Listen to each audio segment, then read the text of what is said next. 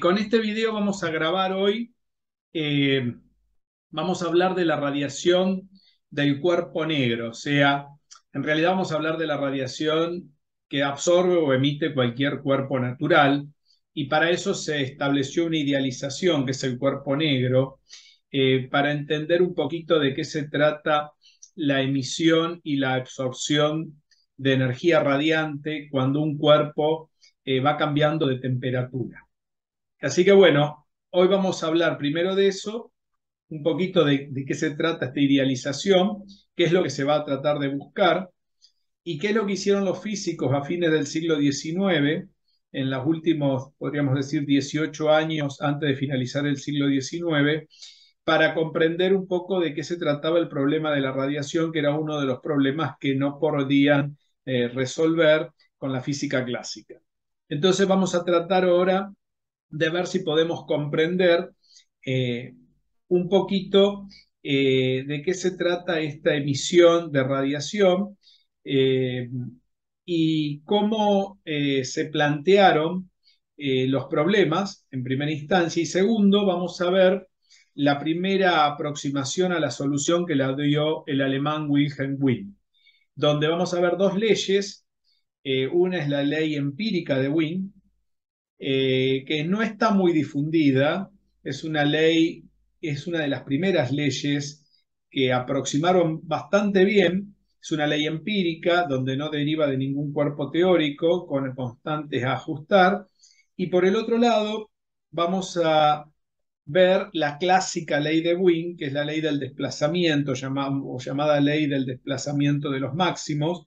Pero bueno, vamos a ver un poquito las dos cosas, pero vamos a tener en cuenta cómo se trató de encontrar una solución clásica al problema a través de consideraciones en primera instancia empírica.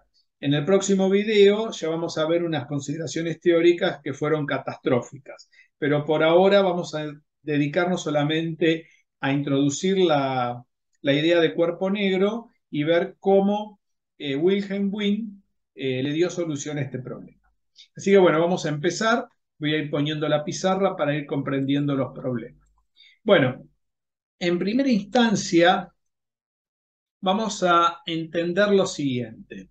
Cuando un cuerpo se calienta, eh, uno puede mirar o notar que va cambiando de color. O sea, hay una variación del color. ¿Esto qué quiere decir? Que va cambiando la frecuencia, dado que el calor le va produciendo un cambio de color, por lo tanto, hay una variación en el espectro de colores, que quiere decir que hay una variación en el espectro electromagnético que refleja, de la luz reflejada. Y por lo tanto, eh, la idea de un cuerpo negro es pensar con una cavidad como la que acabo de dibujar acá. Esta cavidad,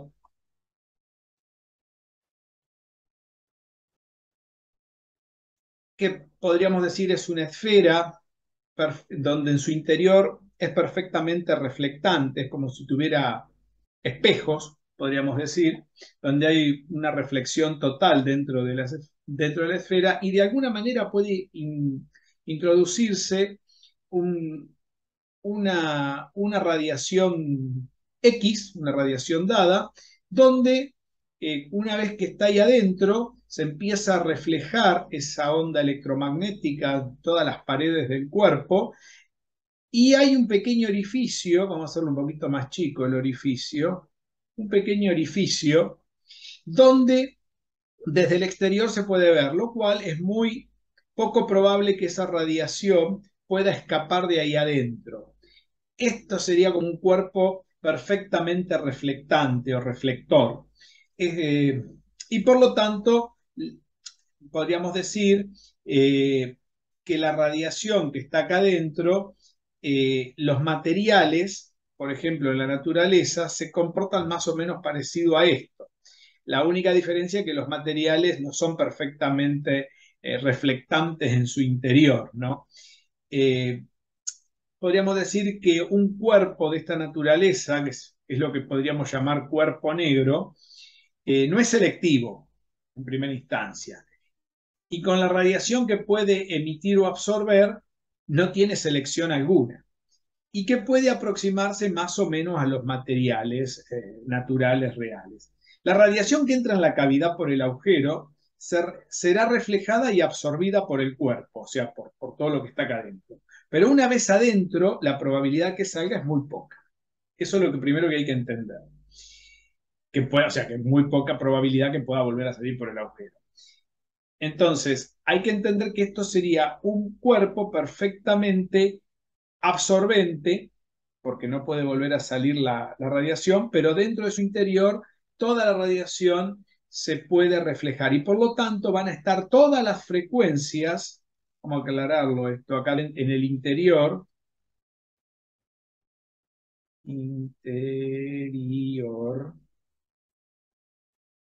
están todas las frecuencias,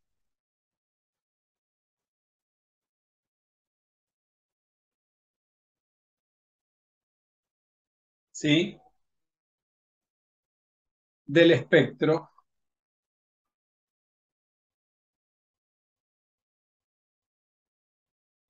electromagnético.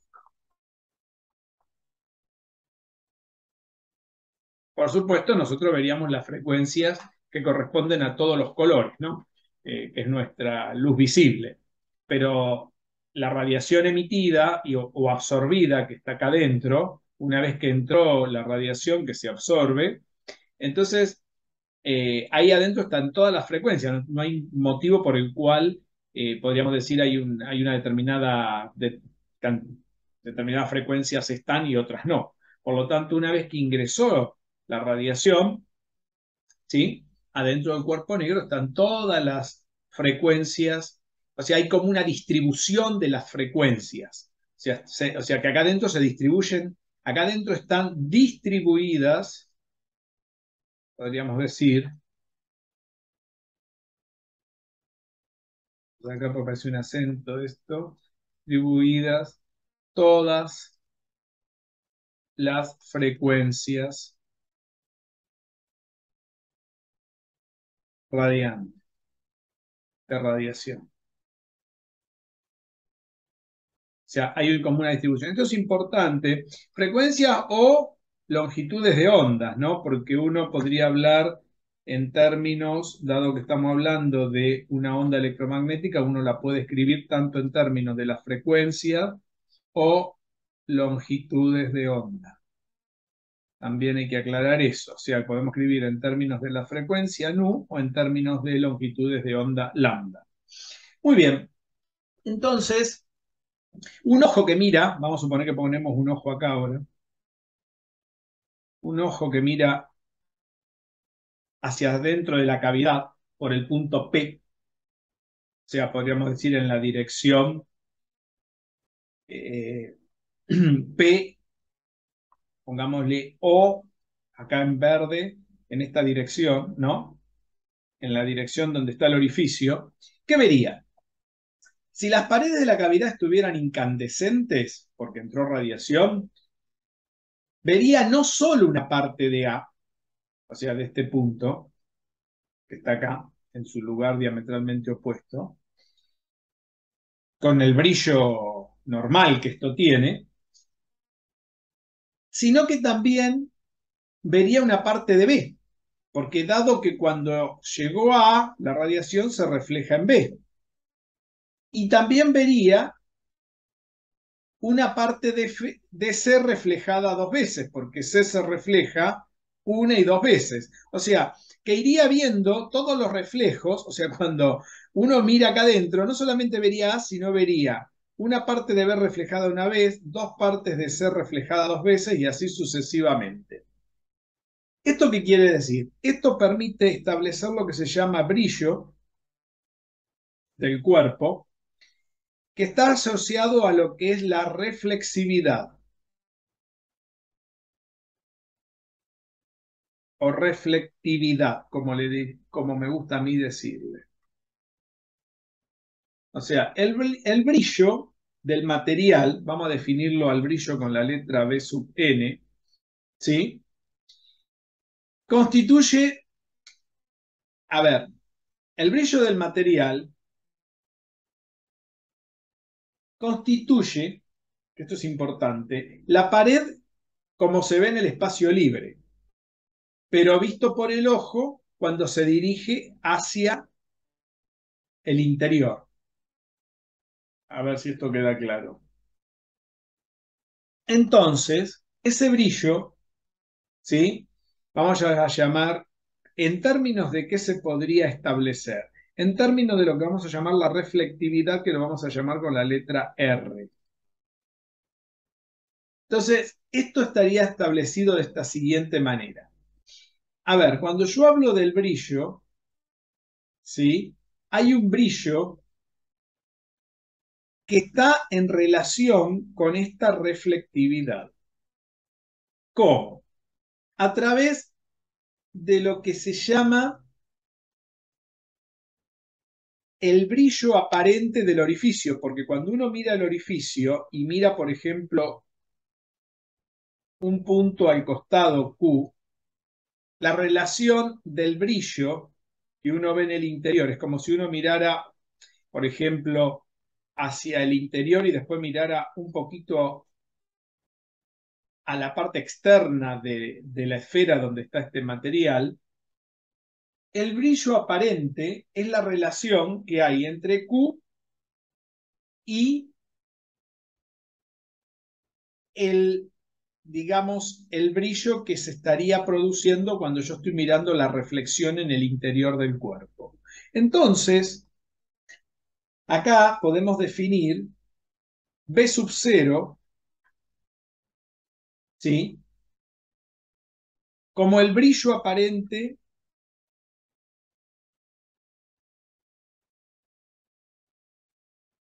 del orificio, ¿sí?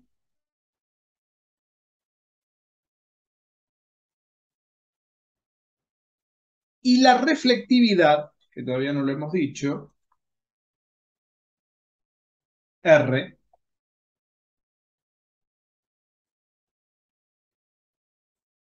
la vamos a definir como el cociente de la intensidad de las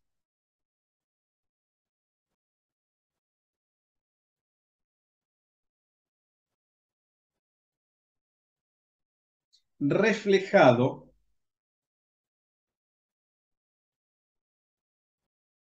¿sí? El que se refleja en el interior, podríamos decir, de la cavidad, respecto de las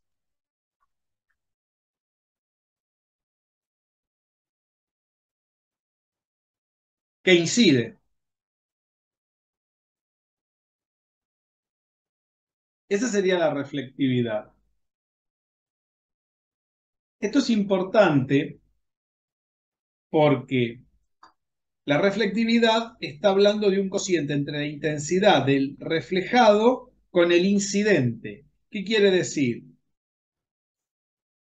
Que yo para ver el haz reflejado con respecto al incidente, ¿qué tengo que hacer? Tendría que mirar un poquito afuera del orificio para ver la relación entre el brillo de lo que estoy viendo adentro, o sea, del haz que está incidiendo, con respecto a lo que estoy viendo con respecto a este punto Q, que sería todo lo que se refleja en el exterior. Por lo tanto, esta relación, por ejemplo, varía de acuerdo al material. Por ejemplo, si uno tiene, por ejemplo, para el tungsteno, el R, vamos a poner un ejemplo entonces, a ver, para ejemplos. El tungsteno, que es un material que llega rápidamente a la incandescencia, el tungsteno es un material con lo que se hacía prácticamente los filamentos de las lámparas antiguas de, de luz, las bombitas. El tungsteno, el R, para la luz roja,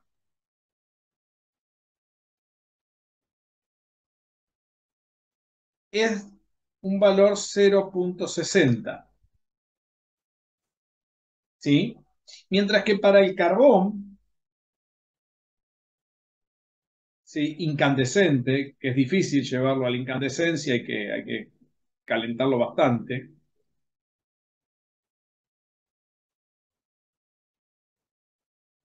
¿sí?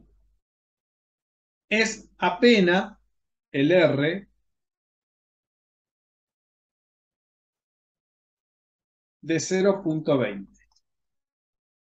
Estos son en unidades arbitrarias por ahora. No, no, para tener una idea de cuánto varía el brillo, ¿no? Este R tiene que ver, recordemos que para definir el brillo necesitamos definir la reflectividad. Entonces la pregunta es, ¿cómo se define la reflectividad a través del brillo?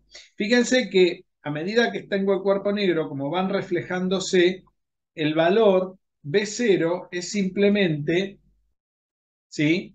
Un valor Bn más R por Bn, es decir, la reflectividad por, por el primer brillo, más R por Bn, porque tengo dos veces la reflectividad por ese mismo brillo, más R por R tres veces tengo la reflectividad en el tercer reflejo, ¿no? Por ese brillo. O sea que esto va generando como una especie de serie geométrica donde todo el brillo que sale por el orificio B0 vendría formado por el primer brillo que tengo en la cavidad, que entró, se reflejó una vez, o mejor dicho, no se reflejó nada, porque es el que entró. Después tiene una primera reflectividad cuando tocan el punto A. Este sería para el punto A, este sería para el punto B, este sería para el punto C. O sea, tendría cada brillo para cada punto. Esto es el parte incidente. O sea, se ve claramente que a medida que va pegando dos veces la reflectividad, porque se va reflejando dos veces, tres veces, cuatro veces. O sea que esto va quedando como una especie de serie geométrica donde la razón de la serie es la reflectividad.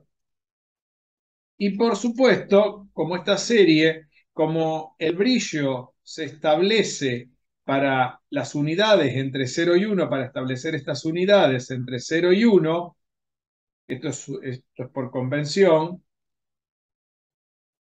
pues uno puede ver muy bien que esta serie entonces converge, si está entre 0 y 1, la razón converge. Y por lo tanto el brillo es simplemente la fórmula de la convergencia, que es B sub n sobre 1 menos R. Acá tendríamos el brillo. Ahí lo tenemos bien definido al brillo de lo que uno podría establecer dentro de un emisor y absorbente perfecto, que es el cuerpo, que sería un cuerpo negro. Muy bien. Vamos entonces a ampliar un poquito las ideas de emisión y absorción y reflexión. Vamos a hablar entonces de emisión, absorción y reflexión. Muy bien. Hay que entender algo, que la radiación emitida por un cuerpo no debe confundirse. Vamos a hablar de la radiación, no debe confundirse con, o sea, la radiación, vamos a ponerla bien, emitida, de emisión, no es lo mismo, o sea, no debe confundirse con la radiación reflejada.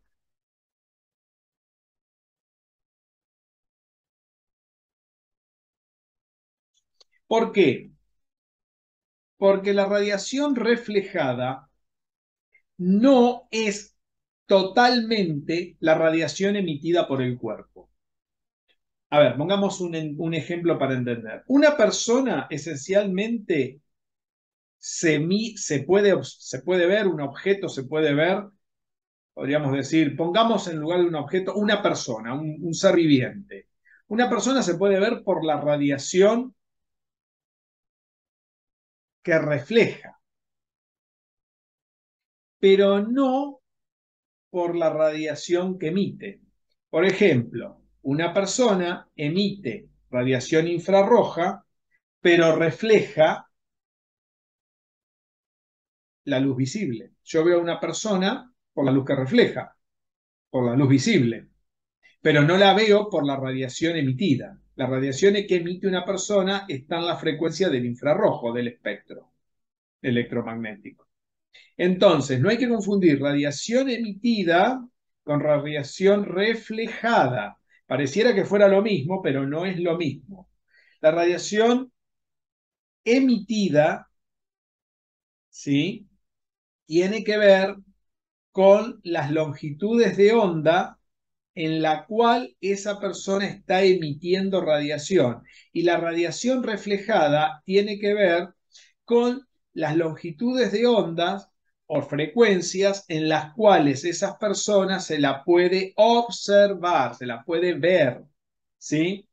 Uno ve por luz reflejada, o sea, por radiación reflejada, pero no ve por radiación emitida.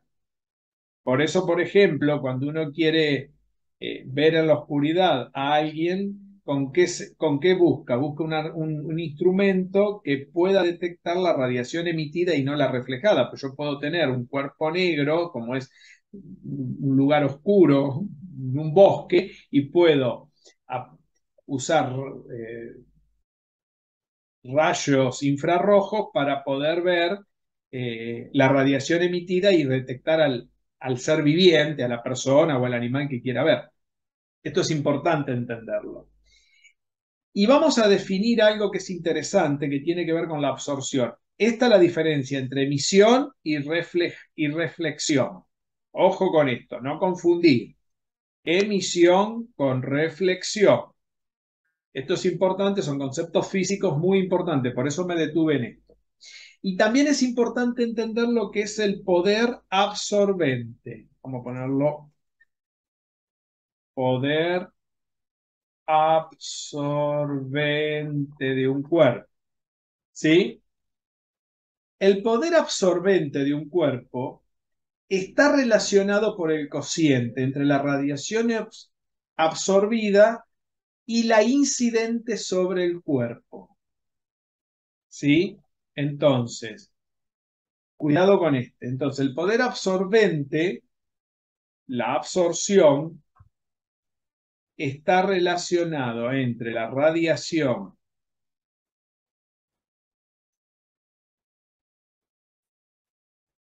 podríamos decir, el cociente, ¿no? Vamos a ponerlo bien. Sería el cociente, ¿sí? Entre la radiación. Son todos conceptos importantísimos. Absorbida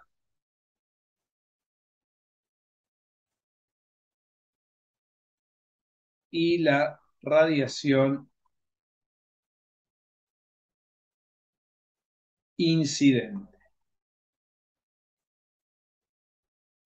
Ese sería el poder absorbente de un cuerpo. Entonces tenemos emisión, radiación emitida, ¿sí? La radiación emitida tiene que ver con todas las frecuencias o longitudes de ondas que tiene, que puede eh, componer el espectro electromagnético. La radiación reflejada tiene que ver con solamente una parte de esa emisión, que es la que se ve o se detecta por la luz visible nada más. O sea, yo veo a alguien por luz reflejada y no por, o sea, por radiación reflejada y no por radiación emitida. ¿Mm? Entonces sería importante ahora entender, entonces, este poder absorbente, dijimos, está íntimamente relacionado con la reflectividad, es decir, con este brillo. Este poder absorbente que tenemos acá viene definido por B0, por el brillo. Y este valor oscila siempre entre 0 y 1, que es lo que habíamos dicho al principio. Entonces, por eso es importante entender qué es la unidad del poder absorbente. Si un cuerpo absorbe totalmente la radiación que incide sobre él sin reflejar ni transmitir nada, entonces eso es un cuerpo negro. A ver si se entiende bien. Vamos a repetir. Si un cuerpo, ¿sí?, absorbe toda la radiación que sobre él incide y no refleja ni transmite nada, o sea, no hay ni reflexión ni emisión, entonces eso sería un cuerpo negro. En ese caso, el poder absorbente sería uno. Todos los cuerpos reales, por eso, si yo le pongo uno igual, el igual acá corresponde al cuerpo negro. Pero eso no existe en la naturaleza. Quiere decir que cualquier cuerpo real, el poder absorbente es un poquito mayor que cero y siempre un poco menor que uno. Por ejemplo, hay materiales que se acercan mucho al uno, que son grandes absorbentes, ¿sí? Por supuesto que si un cuerpo es total, genera una absorción casi perfecta, ¿sí?, ese material se acerca mucho a lo que es un cuerpo negro. Muy bien.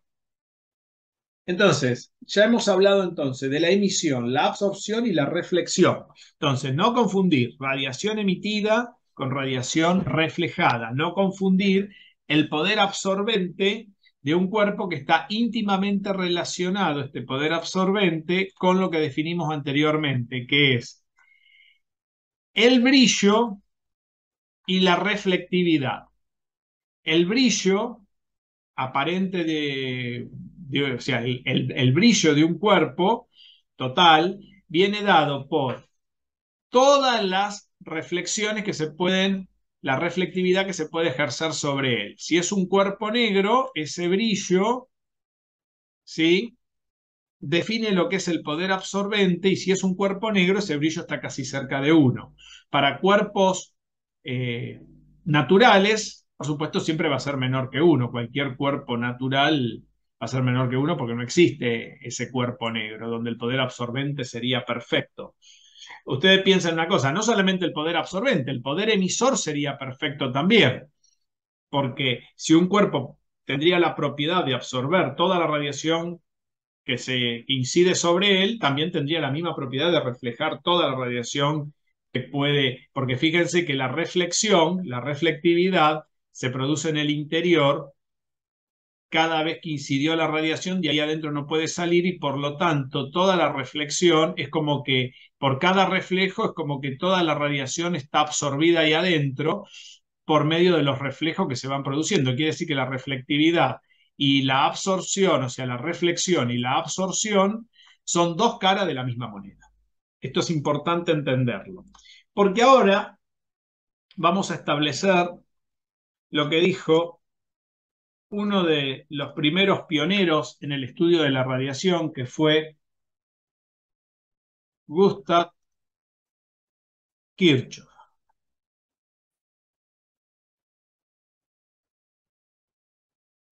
Y esto sucedió en el año 1859.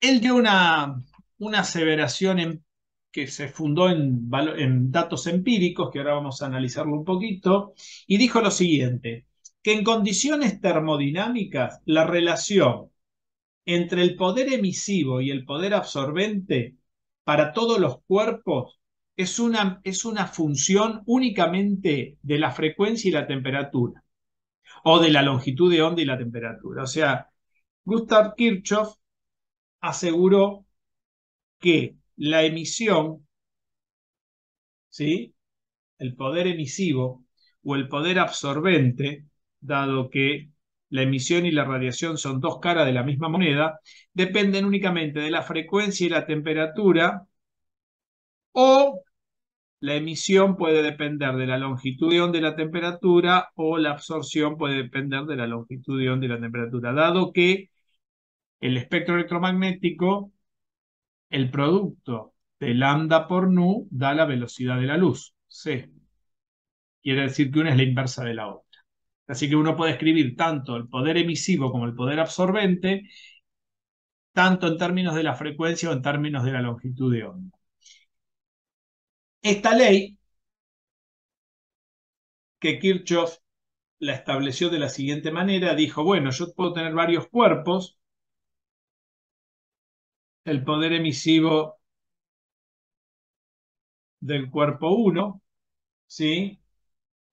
Puedo tener el poder emisivo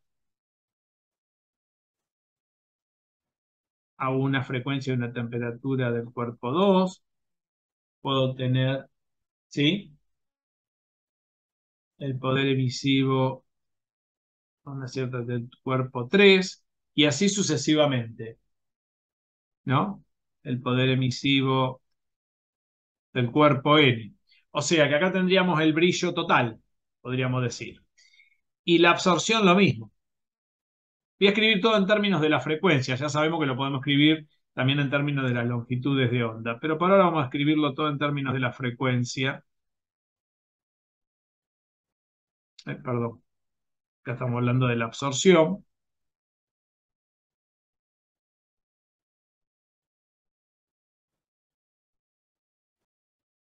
Y me vuelvo a equivocar acá. Entonces, los poderes absorbentes a una frecuencia dada y una temperatura dada toman un valor fijo y es único, dijo Kirchhoff, para cada uno de los cuerpos. ¿Qué quiere decir? Que él dijo lo siguiente, eh, los valores que corresponden también, no solamente dijo que para un cuerpo negro este poder emisivo, para un absorbente perfecto, o sea que cuando B sub n es igual a 1, él aseguró que el poder emisivo está, lo llamó cero, quiere decir que acá B sub n es igual a B sub 0, ¿no? En un poder, podríamos ponerlo directamente, B sub 0 es igual a 1 y A sub 0. Y quiere decir que para un cuerpo negro, toda la radiación está conservada, está absorbida dentro de él y por lo tanto es un emisor y un absorbente perfecto. Muy bien. Entonces, lo que dijo Kirchhoff, que esta relación para todos los cuerpos naturales de nu T n entre A de nu T n, eso siempre es igual a un cociente. Y ese cociente es lo que él denominó la intensidad o la distribución de intensidad a una determinada frecuencia y a una determinada temperatura. Esta intensidad, que se da por unidad de área y unidad de tiempo, ¿sí?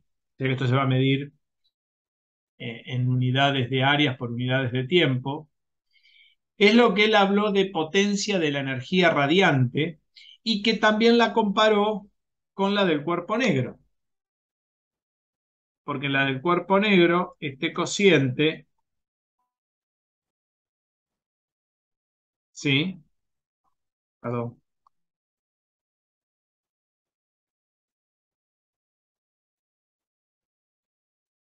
Tanto el poder emisivo como el poder absorbente, como valen 1, esto debería dar 1. Por lo tanto, para cualquier otro cuerpo debe haber una intensidad, ¿sí? De energía radiante que de alguna manera es exclusiva función de la frecuencia y de la temperatura y de ninguna otra variable.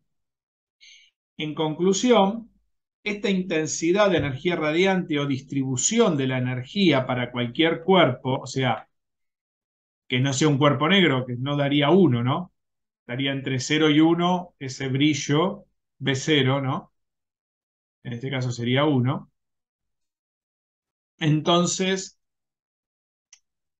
Kirchhoff le dio un desafío a los físicos en que traten de encontrar una función matemática que represente esta I, que depende de la frecuencia y de la temperatura, y que no dependa de ninguna otra variable, porque él aseguró, le planteó a los físicos que la determinación de esta función experimentalmente sería muy difícil, pero él tenía como una especie de expectativa con respecto a esta función, dado que él decía que debería tener una forma muy sencilla, dado que dependen únicamente esta función de las propiedades del material y de ninguna otra variable, es decir, dependería nada más de la frecuencia, la temperatura, longitud de onda de la temperatura, de acuerdo a cómo uno quiere escribir esto, ¿no? Porque uno podría escribir esto en términos de lambda y no de nu, y que esta función matemática, que es el desafío que le propuso a los físicos, es una función que depende únicamente de la frecuencia y la temperatura, pero que iba a ser difícil de encontrar la forma experimental de esta función y que iba a ser muy difícil de obtener esta función aún más desde una teoría adecuada que permita hacer una deducción lógica para arribar a dicha función. No se equivocó Kirchhoff, dado que recién 40 años después de enunciar esta ley, que se la conoce como ley de la radiación de Kirchhoff, recién los físicos pudieron dar solución al problema. Así que la predicción de Kirchhoff fue bastante acertada. Ahora bien, hay algo más para decir acá. Acá es importante aclarar que cuando yo quiera escribir esta F en términos de ahora no de nu y de t, sino de lambda y de t. Pongo f porque lo que se hizo fue buscar una función matemática, pero en realidad es esta intensidad que es el cociente entre el poder emisivo y el poder absorbente de cualquier cuerpo real que no sea un cuerpo negro, porque si es un cuerpo negro, el cociente, dado que la emisión es 1 y la absorción es 1, el cociente entre 1 y 1 daría 1, ¿no? Quiere decir que en este caso el poder emisivo sería exactamente igual al poder absorbente. Esto sería en un cuerpo negro y esto sería en un cuerpo real. Muy bien. Así que bueno, ahora vamos a pasar a ver cómo podemos escribir esto, una en términos de la otra.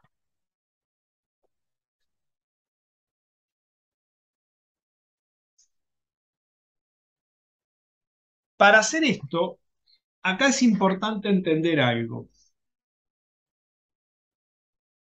Primero de todo, en un cuerpo real, la emisión y la absorción que da esta función, vamos a escribirlo todo en términos de la intensidad y después vamos a ver cómo se hizo experimentalmente esto, cómo se buscó la función f de nu t o f de lambda t. Entonces, en primera instancia, lo que vamos a hacer es tratar de entender lo siguiente. ¿Cuál es la relación que hay entre la frecuencia y la longitud de onda? Es simplemente que el producto de la frecuencia y la velocidad y la longitud de onda de una onda electromagnética da simplemente la velocidad de la luz. Dado que esto pasa en cualquier onda, no solamente en las ondas electromagnéticas. La diferencia está que en las ondas electromagnéticas la velocidad es únicamente la velocidad de la luz. No es cualquier velocidad, sino que es la velocidad de la luz. Por lo tanto, lo que hay que entender acá es que si yo escribo la intensidad en términos de la frecuencia a una temperatura, vamos a ponernos de acuerdo, vamos a fijar la temperatura, vamos a dejar que la temperatura no nos moleste, por lo tanto vamos a hablar de una intensidad únicamente. Fíjense que la función que vamos a buscar va a depender de la frecuencia de la temperatura, la longitud de onda y la temperatura, pero cuando yo hablo de intensidad, voy a hablar por el momento como intensidad únicamente de la frecuencia. Le vamos a borrar la temperatura porque vamos a pensar que este cociente se da a una temperatura constante, o sea, podríamos decir en un equilibrio esta ley está enunciada para un equilibrio termodinámico, que me olvidé de decirlo esto, que es muy importante. Si es así, solamente esta intensidad depende únicamente de la frecuencia. Ahora van a decir, bueno, yo podría haber escrito esto en términos de longitud de onda. Muy bien, entonces podría haber obtenido también una intensidad en términos de lambda. Entonces, podremos establecer que para la intensidad en términos de la frecuencia, ¿sí? Y en términos de la longitud de onda, uno podría decir, bueno, si lo único que cambia es la frecuencia, hago un cambio de variable acá, pero esto no es tan sencillo cambiar, pasar la nu dividiendo, porque tengo acá la velocidad de la luz. Entonces la pregunta es, ¿cuál es la relación cuando varía esta intensidad escrita en términos de la frecuencia con respecto a cuando varía en términos de la longitud de onda? Por ejemplo, si yo lo tomo para una intensidad, para un pequeño diferencial de la frecuencia y escribo, me pregunto, o lo que se preguntó en aquel momento Kirchhoff, la intensidad variando en pequeñas diferenciales de longitud de frecuencias. ¿Será lo mismo que la intensidad en términos de longitud de onda variando para pequeños diferenciales de longitud de onda? O sea, la pregunta es, ¿cuándo esto será igual? Porque cuando esto sea igual, yo voy a poder escribir o buscar, porque para poder buscar mi f, sea de frecuencia o sea de longitud de onda, la variación de la intensidad de estos cocientes en términos de la frecuencia para un pequeño diferencial, es decir, para un pequeño ritmo de cambio de esa frecuencia, tendrá que ser igual a la intensidad en términos de la longitud de onda para pequeñas variaciones de longitud de onda. ¿Cuándo pasa eso? Bueno, entonces, ¿cuándo pasa eso? Es cuando yo puedo introducir en esta diferencia, es decir, en estos diferenciales, en estas pequeñas variaciones, la relación que tiene la frecuencia con la longitud de onda. ¿Cómo lo introducimos? Escribiendo esto como una ecuación, como una derivada, podríamos escribirlo. Por ejemplo, podríamos decir que la derivada de nu respecto de lambda es simplemente, ¿no?, la intensidad, a ver si me sale bien, con respecto a la intensidad en términos de la frecuencia, ¿no? Este cociente. Entonces, bueno, calcularía esta derivada en esta fórmula y lo igualaría a esto. Y ahí ya tendría la proporción correcta que tendría cuando trato de escribir la intensidad en términos de la longitud de onda y la intensidad en términos de la frecuencia. A ver si lo escribí bien. Esto pasó acá, esto pasó dividiendo, esto está en el numerador, esto pasó perfecto, esto pasó dividiendo. Creo que está correctamente escrito, ¿no? Creo que sí. Muy bien. Entonces de acá despejo.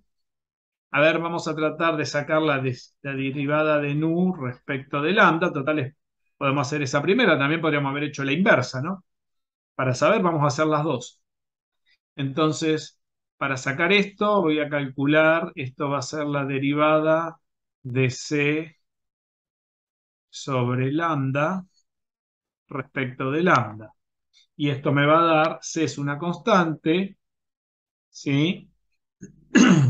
A ver si lo puse bien. La derivada de c sobre lambda, acá me quedó lambda, ¿no? Me quedó la derivada de lambda a la -1 respecto de lambda. Y la derivada de lambda a la -1 es -1, es menos lambda a la -2 por c, ¿no? Pongamos la c adelante. Es menos c por lambda a la -2. Muy bien. Bajemos un poquito, así seguimos haciendo la cuenta. Quiere decir que la derivada de nu respecto de lambda me va a dar algo así como menos c sobre lambda cuadrado. A ver si quedó, creo que quedó bien.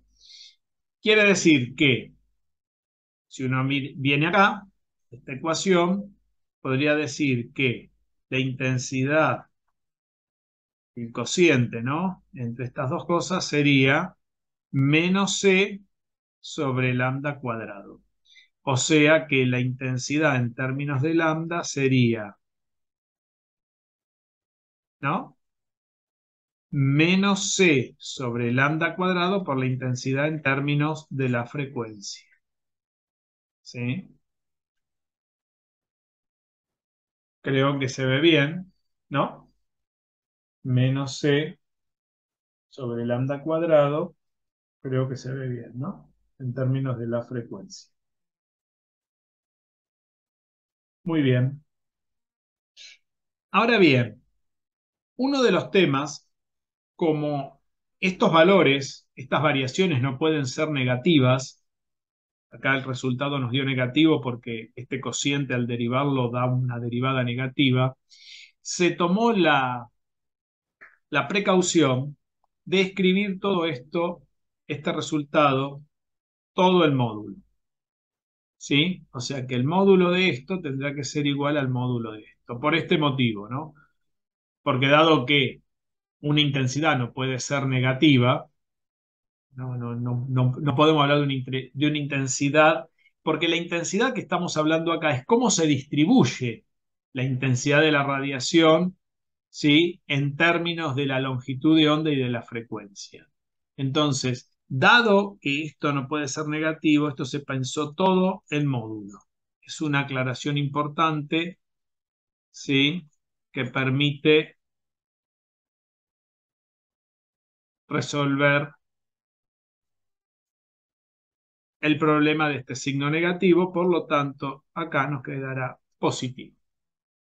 Entonces, cuando uno busque, por ejemplo, lo que estábamos buscando acá, podríamos decir que la frecuencia, perdón, la función que estábamos buscando de lambda t, ¿sí? Será igual a c sobre lambda cuadrado por la función de nu t. Creo que eso se ve perfecto, ¿no?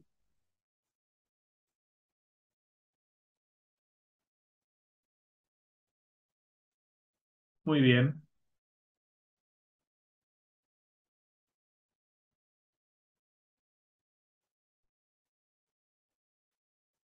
A ver si nos quedó bien.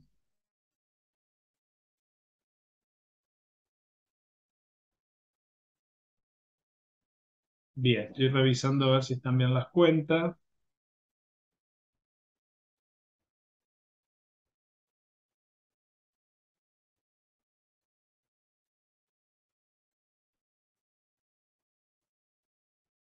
Muy bien, creo que sí. Ahí ya nos quedaron bien, estoy revisando todo, perfecto. Muy bien, vamos a hacer la inversa, a ver qué nos da.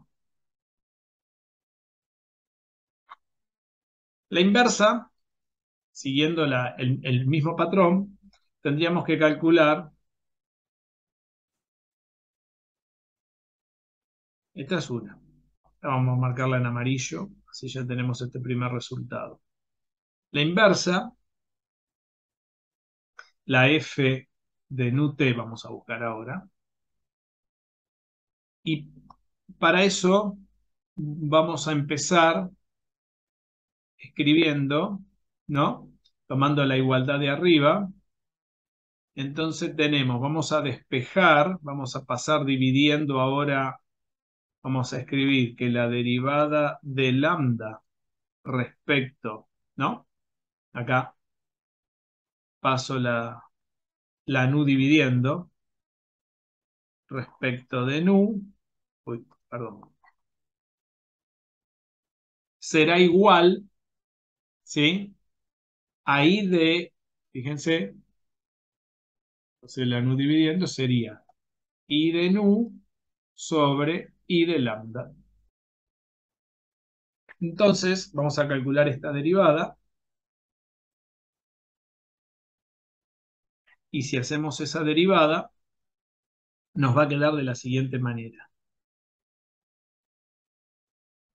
Nos va a quedar la derivada de C sobre nu respecto, lo voy a hacer sin el módulo y después le ponemos el módulo al final, respecto de nu. Y esto nos va a dar menos c, bueno, ya le ponemos el módulo acá para que nos quede positivo todo, ¿no?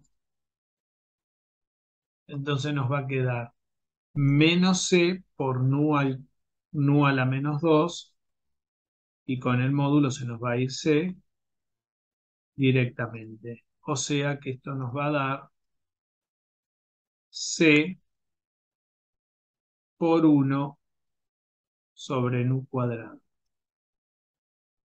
Por lo tanto, si queremos encontrar nuestro cociente, nos va a dar, si hacemos bien las cosas y reemplazamos con la derivada, nos va a quedar que i de nu sobre i de lambda es igual a c sobre nu cuadrado. Y de acá podemos sacar que i de nu va a ser c sobre nu cuadrado por i de lambda. Ahí se ve perfecto. Muy bien. O sea que nuestra f, en este caso, de acá podemos sacar que nuestra f de nu t se puede escribir como c sobre nu cuadrado por nuestra f de lambda t. O sea, marcarlo en verde para que se vea bien, tenemos las dos relaciones. Si acá aparece lambda, acá queda la proporción c sobre lambda cuadrado por la f de nu t. Y si acá aparece nu, acá queda c sobre nu cuadrado por f de lambda t. Creo que se ve perfecto, creo que se ve muy bien y creo que no hay ninguna dificultad, ¿no? Creo que se ve perfecto. Muy bien. Entonces, ya con estas consideraciones, eh, entonces vamos directamente ahora, eh, vamos ahora a las primeras aproximaciones que se hicieron eh, para encontrar esta F que predijo Kirchhoff, que sería algo así como la intensidad de la energía radiante, cómo está distribuida esa intensidad por unidades de área y unidades de tiempo cuando un cuerpo emite radiación, cómo esa radiación, ¿sí?, se caracteriza por unidades de área y unidades de tiempo. Voy a poner ahora unas gráficas que son las gráficas que yo traspasé a GeoGebra. Entonces, ya sabemos, entonces tenemos la búsqueda, que entender esto, entonces tenemos la búsqueda,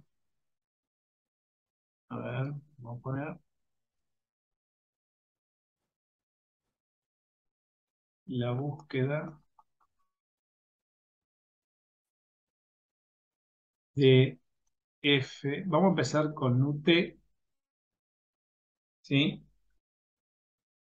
Que fue en la búsqueda de F en UT, vamos a hablar entonces del primer personaje que ha buscado esta función, que fue Wilhelm Wien, un alemán, y que en esta búsqueda él obtuvo datos experimentales midiendo esa intensidad de la radiación, donde él midió a una temperatura dada todas las frecuencias emitidas o todas las que pudo medir. Cuando hizo eso, encontró una curva, que ahora la voy a poner, que tiró unos gráficos parecidos a estos. Yo creo que se ven bien, donde para valores muy pequeños cerca de cero a ver, vamos a entender qué es este gráfico. Este gráfico son frecuencias medidas en el eje X, frecuencias de radiación. Por supuesto, la escala no es la correcta. Estaríamos hablando de frecuencias, por ejemplo, cercanas al cero, ¿sí? Frecuencias muy bajas. A medida que un cuerpo se calienta, la frecuencia va aumentando. O sea, de este lado estaríamos a frecuencias muy bajas, estaríamos cerca de las ondas de radio, las microondas. A medida que el cuerpo se calienta, empieza a aparecer frecuencias más altas y cerca de los 400, acá estamos en unidades eh, que yo tuve que establecer para poder hacer el gráfico en GeoGebra. En 440 nanómetros entraríamos en el espectro visible, estaríamos recorriendo las microondas, los rayos infrarrojos, el rojo, después vendría el naranja, el amarillo, el verde, el cian, el azul y por último el violeta, barriendo hasta los 600. Está un poquito corrido, habría que mejorar un poco la escala nada más. Hasta los 600 nanómetros estaríamos en el espectro visible y después entraríamos en frecuencias más altas, donde pasaríamos el violeta, el ultravioleta, los rayos gamma, los rayos X, los rayos cósmicos y estaríamos... Pero fíjense en un detalle. Cuando un cuerpo se calienta, empieza a emitir radiación, tiene un valor máximo esa radiación y después la radiación empieza a caer, lo cual es lógico porque si un cuerpo se calienta y emitiría radiación cada vez más alta, más alta, más alta, sería terriblemente mortal vivir en el planeta. Entonces, las curvas de radiación tienen un máximo. Entonces, Wilhelm Wien, que no hizo esta curva, esta es una traducción que vino después, que la hizo después, su curva original fue en términos no de la frecuencia ni de la longitud de onda. Fíjense que es un poquito distinta la curva en términos de la longitud de onda. Fíjense que esto está para una temperatura dada. El deslizador del GeoGebra tiene una temperatura fijada, pero yo puedo variar la temperatura. Después vamos a ver qué pasa cuando varío la temperatura. Pero también, si ustedes se fijan, cuando está en términos de la longitud de onda, cuando tengo longitudes de ondas muy bajas, que estaríamos del lado de las altas frecuencias, estaríamos los rayos cósmicos, rayos gamma, rayos X, ultravioleta, estaríamos en esta zona ahora. A medida que aumenta la temperatura, aumenta la longitud de onda, pero después hay un máximo y por más que siga aumentando la temperatura, la longitud de onda empieza a caer. Lo cual es lógico porque si esto no pasara y esta frecuencia seguiría aumentando, y se iría con la temperatura cada vez más alta, más alta, más alta, la intensidad, quiere decir que estos puntos estarían representando la intensidad de la energía radiante en términos de la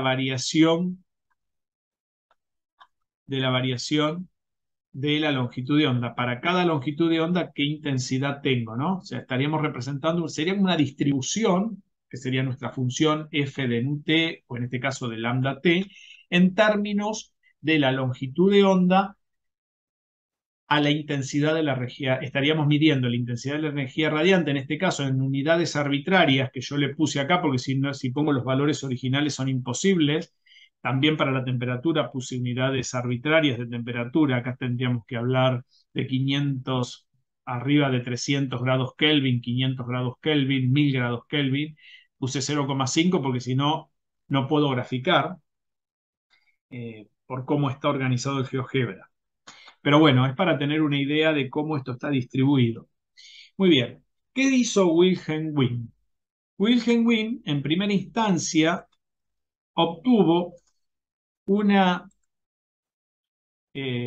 vamos a poner la pizarra de nuevo, una fórmula, propuso una ecuación que es la siguiente.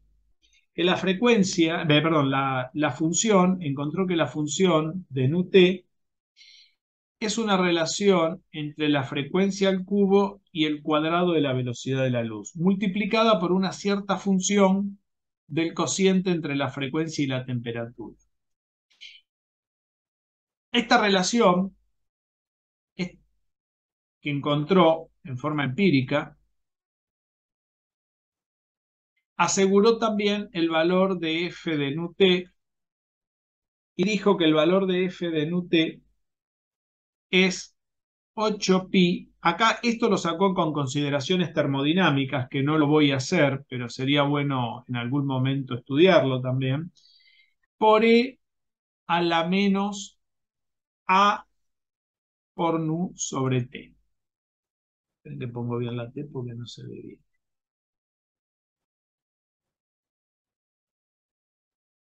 Esto que encontró acá, al reemplazarlo acá arriba, obtuvo lo siguiente.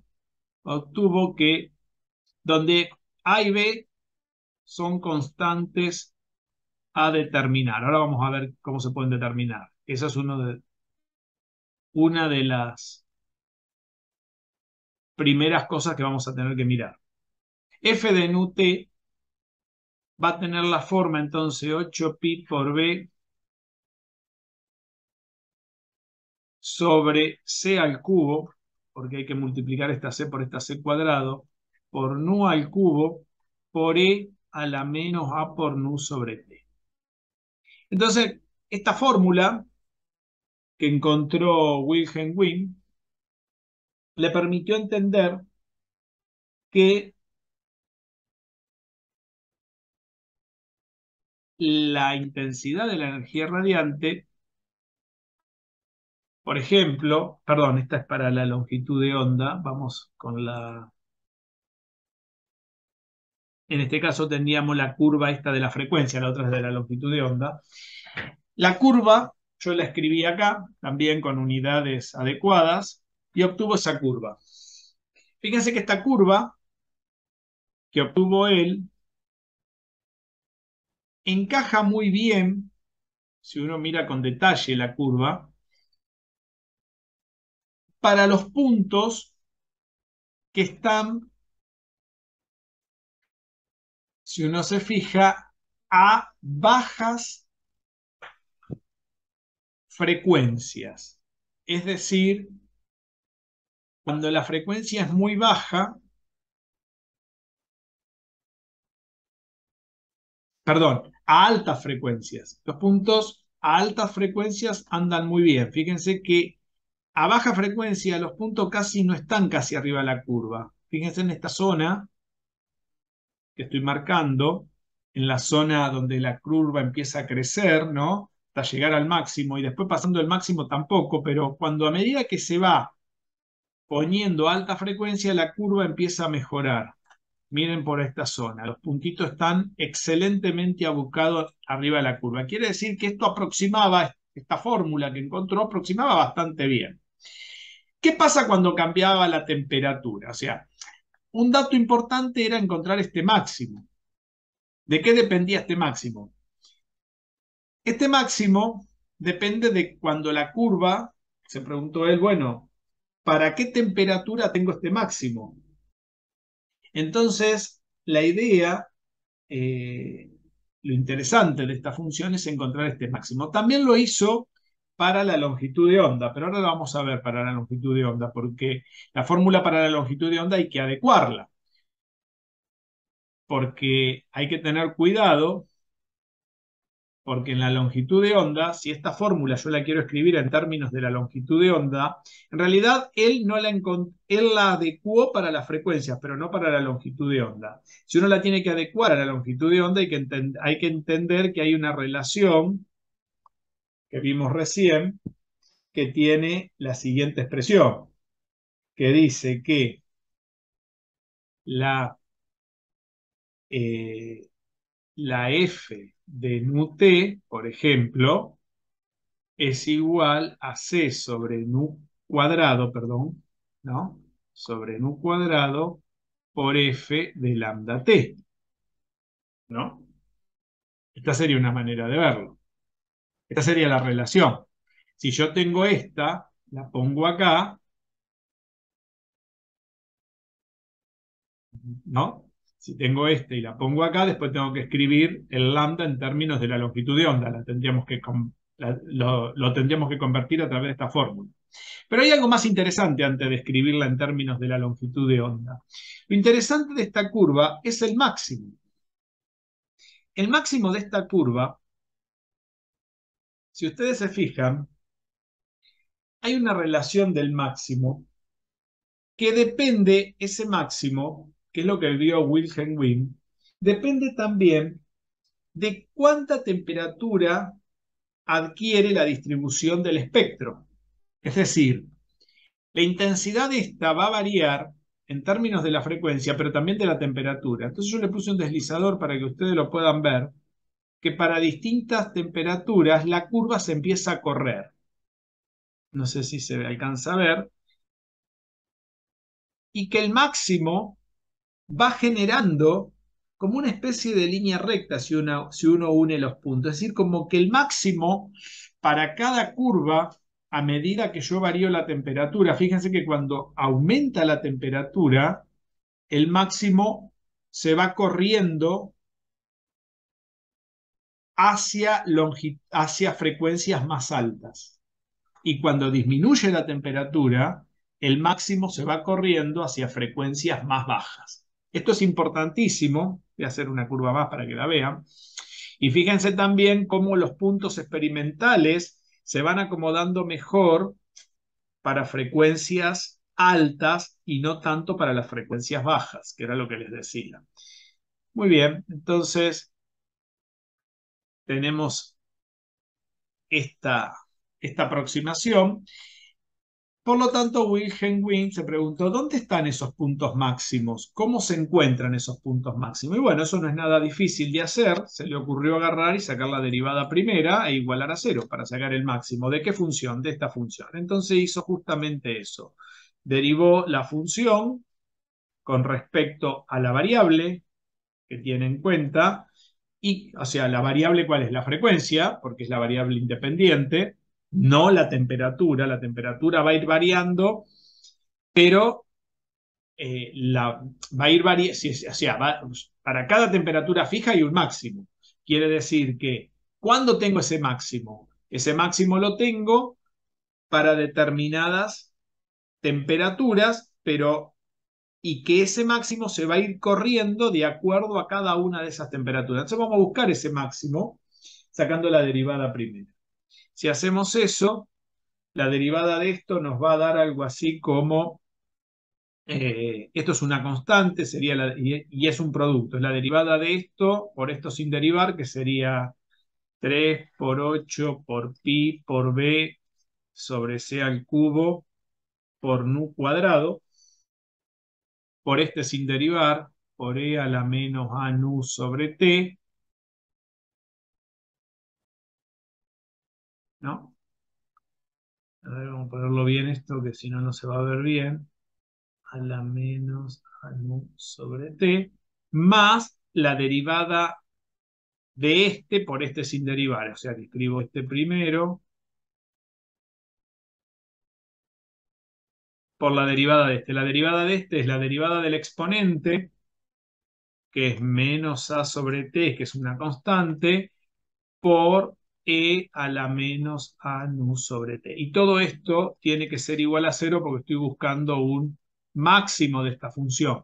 Para una temperatura dada voy a tener un máximo. Cuando cambie la temperatura voy a tener otro máximo. Que ese máximo se va a ir corriendo en forma lineal.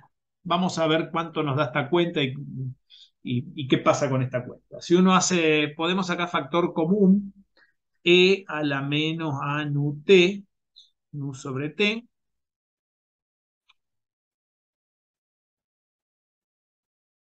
paréntesis, acá nos queda 24 pi por b por nu cuadrado sobre c al cubo. Acá tengo un menos, me queda menos 8 pi por b por nu al cubo por a sobre c al cubo por t, y todo esto tiene que ser cero. Como un exponencial nunca es cero, para que esto sea cero lo único que le queda es que esta cosa sea cero. Cuando esta cosa es cero, todo este paréntesis es cero, va a dar algo así como 24 pi b nu cuadrado sobre c al cubo es igual a 8 pi por b por a por nu al cubo sobre c al cubo t. La c al cubo se van, los pi se van, el 8 simplifica este 24 y queda un 3, esto se va todo, acá queda una nu sola, y o sea que todo esto y las b se van. O sea que esto nos quedó que 3 es igual a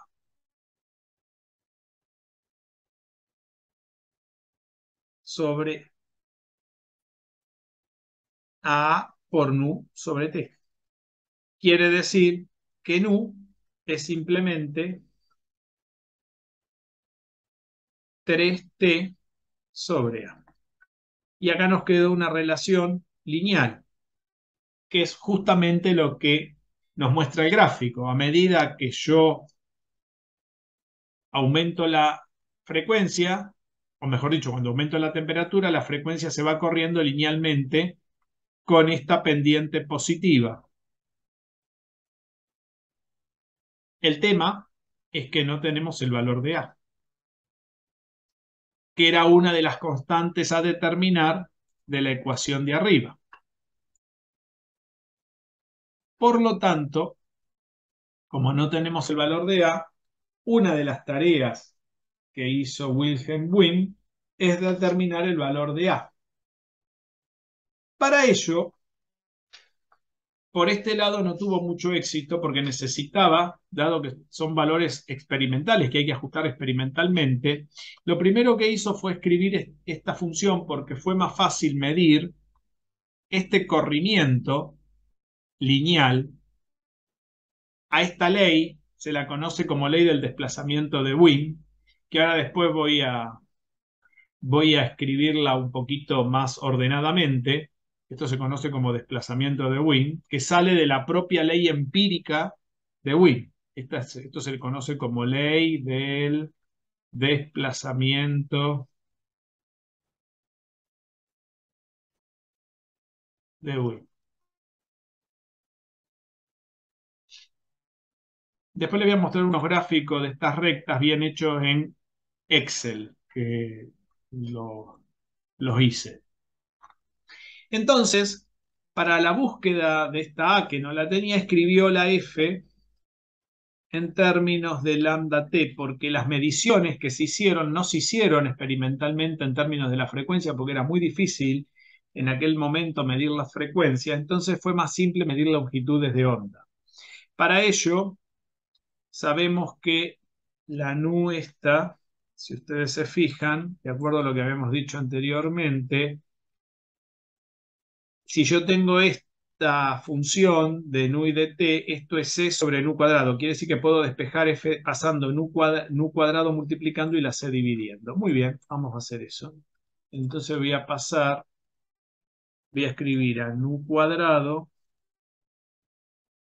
sobre c por f de nu t. Y esta f de nu t es la que teníamos recién. O sea que de acá podemos escribir que f de lambda t va a ser nu cuadrado sobre c por, recordemos que f de nu t es 8pi, creo que es 8pi por b sobre c al cubo por nu al cubo por e a la menos, creo que era algo así, a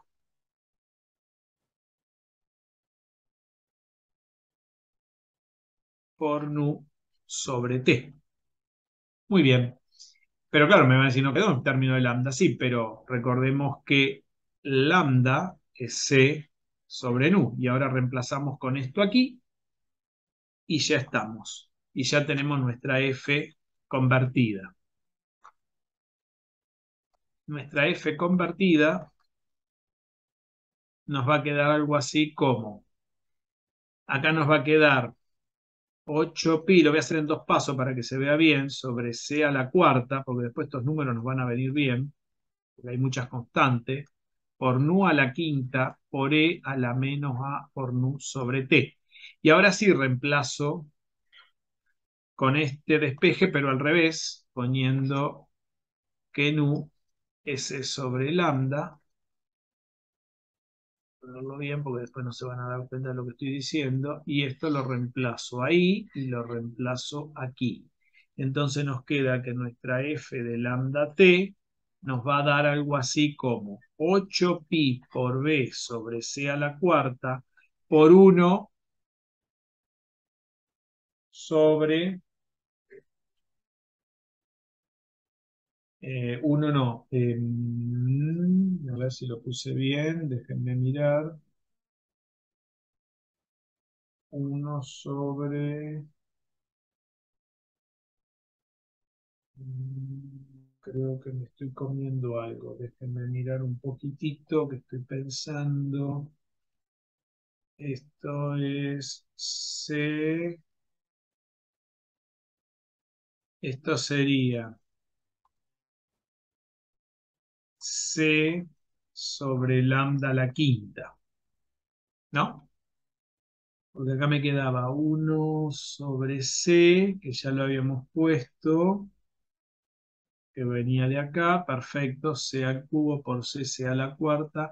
Entonces acá podemos simplificar y nos va a quedar otra vez al cubo 1 sobre lambda a la quinta por E, y reemplazando arriba nos va a quedar a la menos A por C sobre lambda T. Muy bien. Y esta ecuación, este término, ese término se lo llamó C1, que fue uno de los términos que se midieron experimentalmente, este coeficiente, que después se convirtió en esta cosa. Y acá tenemos otro término que es A por C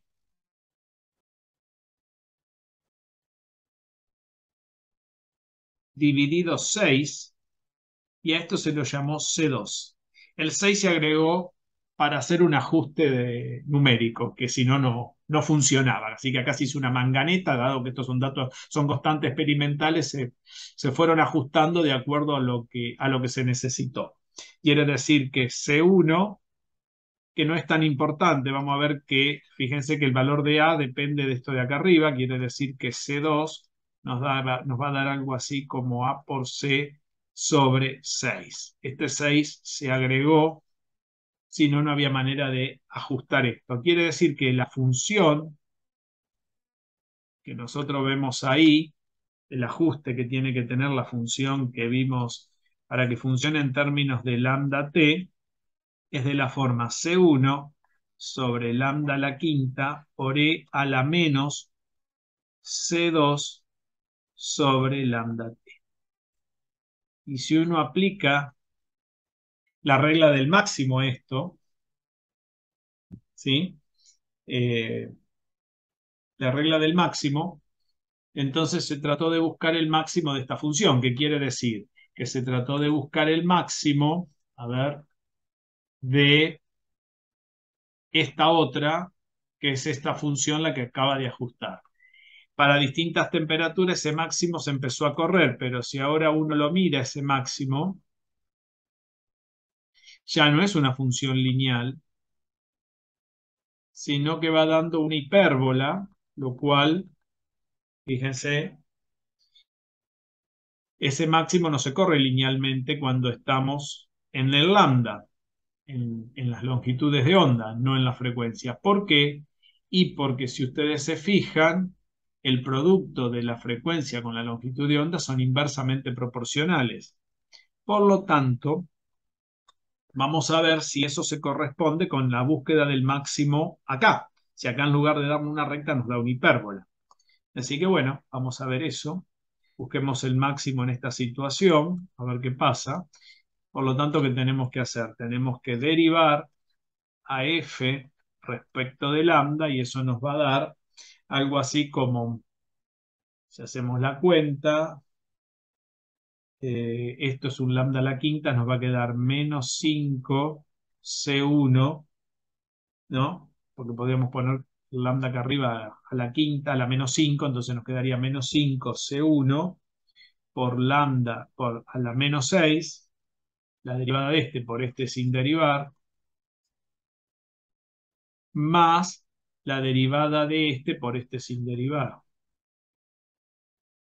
Y la derivada de este nos va a dar menos C2 sobre T por E a la menos C2 sobre lambda T. Y todo esto tiene que ser igual a 0. Bueno, hagamos la misma cosa. Saco factor común E a la menos C2 sobre lambda T y acá nos va a quedar menos 5C1 lambda a la menos 6 menos C1 C2, ¿no? Acá no estoy comiendo un lambda. eh, Acá tengo un lambda en el denominador. Cuando hago la derivada de este, me tiene que quedar un lambda. Acá tengo un lambda a la menos 2. Acá me está faltando, ¿no? Cuando hice la derivada de este, porque es 1 sobre lambda, así que acá me queda lambda al cuadrado. Quiere decir que tengo acá abajo un lambda a la menos 7, ¿sí? Porque hay que sacar la derivada de esto. Estaba comiendo. Sobre t. Y todo esto tiene que ser 0. Y si uno hace la cuenta, como esta cosa no puede ser 0, lo único que puede ser 0 es esto, o sea, quedarías menos 5C1 por lambda a la menos 6, tiene que ser igual, y acá hay algún error, porque este lambda es negativo, o sea que convierte a este positivo, acá tengo un error de signo, o sea que este quedaría positivo, porque yo lo puse en el denominador. Es decir, que acá queda más, y ahora esto pasa negativo para allá. Ahí está, había hecho mal la derivada ahí, los signos menos se van ahora, el 6 se va acá y quedaría la menos 1 este lambda, el C1 se va, oh, perdón, el C1 se va y me queda, que de este lado me queda un 1, o sea que me queda T igual, paso la T multiplicando porque acá me queda un 1, todo esto da 1, ¿no? Todo esto da 1. Paso la T multiplicando y me queda C2 sobre lambda. Quiere decir que T por lambda es igual a C2. Bueno, y acá me está faltando. Ah, y este 5, no. Perdón. Acá me falta un 5 que ya me estaba apurando. T sobre 5, o sea que esto es C2. A ver si lo puse bien. El 5 porque lo puse en el denominador. El 5 no está en ningún denominador, está multiplicando el 5 acá. Por lo tanto, pasa dividiendo a C2. O sea que queda C2 sobre 5 acá. Bueno, este resultado, que es lambda t, esto se midió experimentalmente. Este resultado experimentalmente fue lo que se midió. Esto es interesante, que es lo que se conoce como ley del desplazamiento de Wien.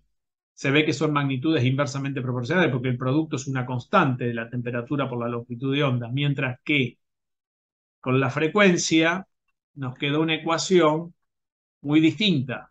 Nos quedó una ecuación que es lineal. La frecuencia es linealmente a la temperatura. Y esta también es la misma ley del desplazamiento, nada más que en términos de la longitud de onda. Ahora, experimentalmente, ¿cuál de las dos se hizo? Se hizo esta. Y en términos de esta, lambda t dio una constante y esa constante se midió experimentalmente, o sea, empíricamente. Esto es importante en la historia. Y ese valor dio algo así como 2,878 por 10 a la menos 3, perdón, puse el menos, a la menos 3 metros por grados Kelvin. Y por supuesto, como tengo este número, se pudo despejar C2, o sea que C2 dio algo así como 5 por este numerito, 2,878 por 10 a la menos 3 metros por grados Kelvin. O sea que C2 dio algo así como 1,41 por 10 a la menos 2 metros por grados Kelvin. Al tener C2, una vez que se tuvo C2, se pudo calcular A. porque si uno se fija, acá arriba habíamos sacado que A va a ser 6C2, recuerden que el 6 se tuvo que agregar, si no, no funcionaba, sobre la velocidad de la luz. Y ese es el valor de A. El valor de A, si uno hace las cuentas como corresponde, las vamos a hacer abajo, esperen, porque si no acá no van a entrar. Entonces tenemos,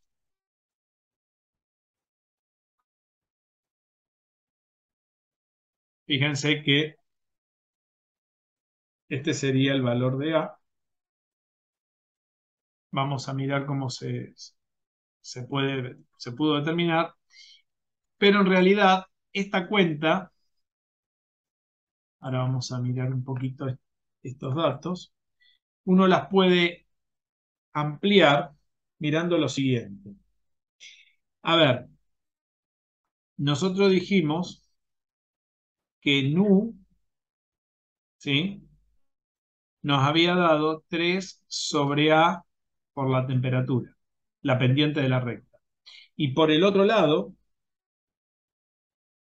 sacamos que lambda t nos dio algo así como C2 sobre 5. Entonces uno puede, lo que se hizo no fue hacer la cuenta que yo estaba haciendo arriba, sino históricamente se hizo esto. Esto fue lo que se hizo. Uno podría agarrar y hacer la cuenta de arriba, pero esto fue lo que se hizo históricamente. Si uno se fija, de acá uno puede ver que como lambda es C sobre nu, ¿no? Lambda t, esto es C sobre nu, es igual a C2 sobre 5. Quiere decir que nu es igual, ¿no?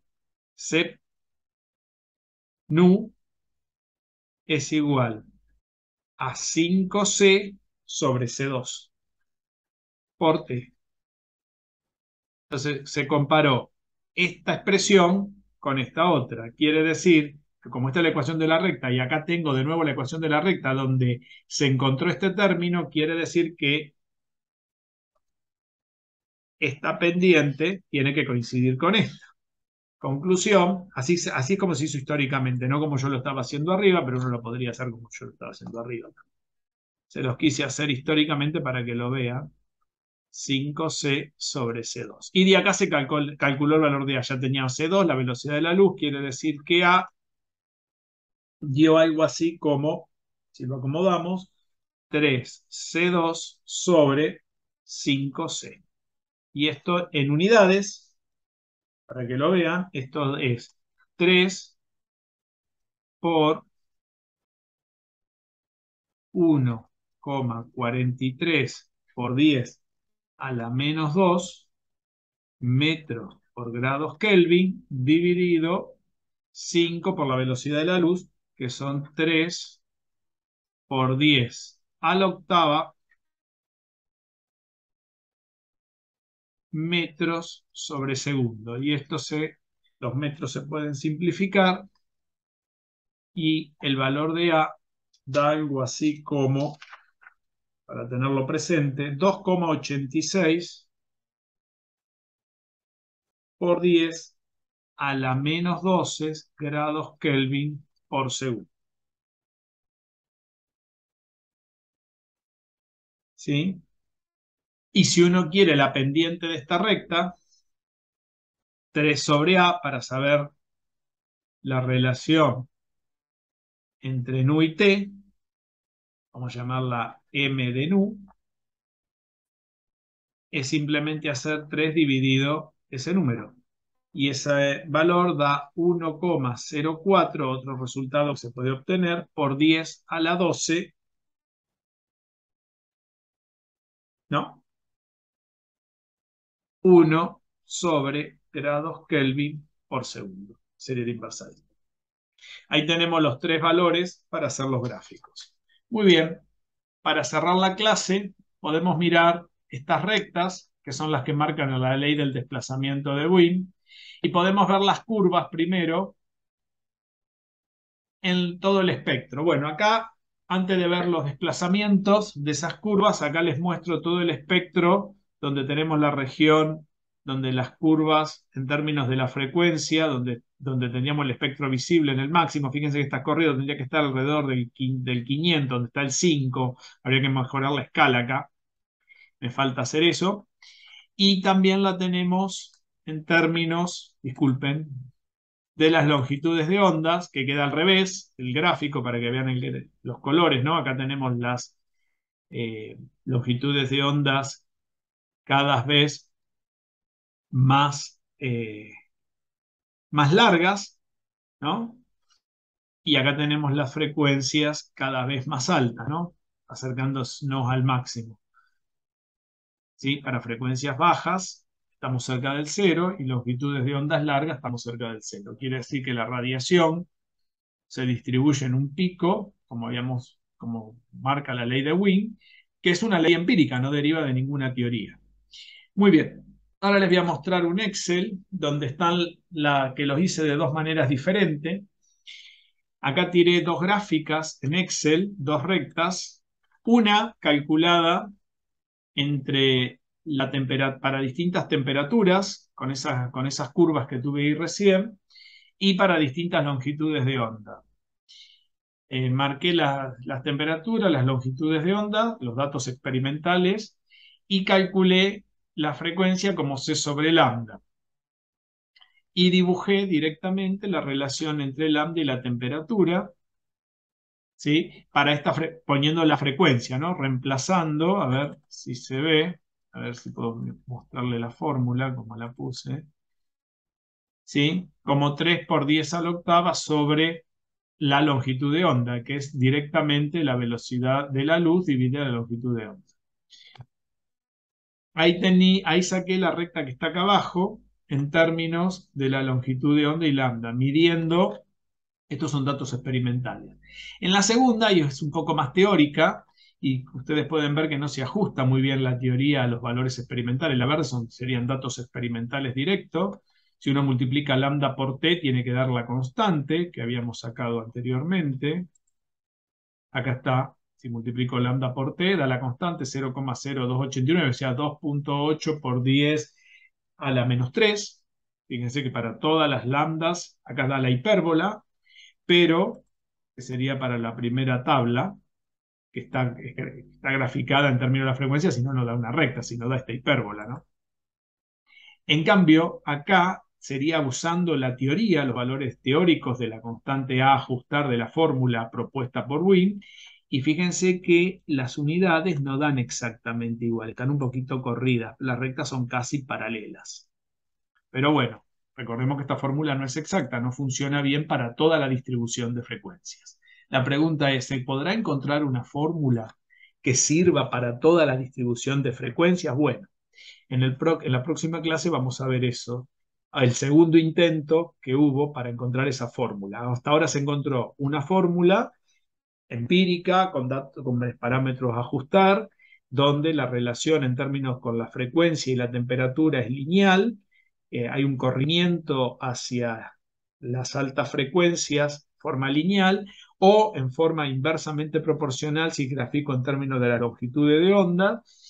Encontraron algunas constantes que se ajustan con los datos experimentales, pero la teoría discrepa un poquito para las bajas frecuencias y anda bien para las altas frecuencias. Pero bueno, el próximo trabajo lo hicieron Ryler y Jean, que ya vamos a ver quiénes fueron, que tampoco dieron en el clavo hasta que hubo que esperar al señor Max Planck. Así que bueno, hasta acá con el video. Que tengan buenas noches, espero que no haya sido muy largo, pero bueno, que lo disfruten y que puedan generar preguntas para la próxima clase.